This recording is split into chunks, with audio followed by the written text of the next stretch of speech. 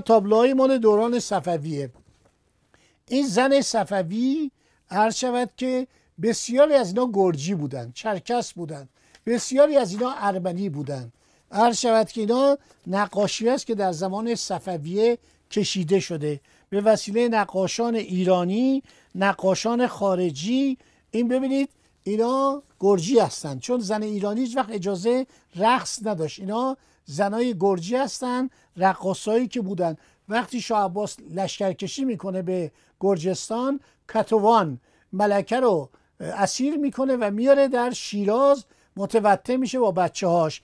و شاه عباس به دروغ، شاه عباس به خاطر اینکه بتونه گرجستان رو در مقابل دولت عثمانی حفظ کنه، گرجستان بغل آرام بود، قفقاز، بنابراین ادعا میکنه که میخواد با ملکه کتوان یا کتایون ازدواج کنه.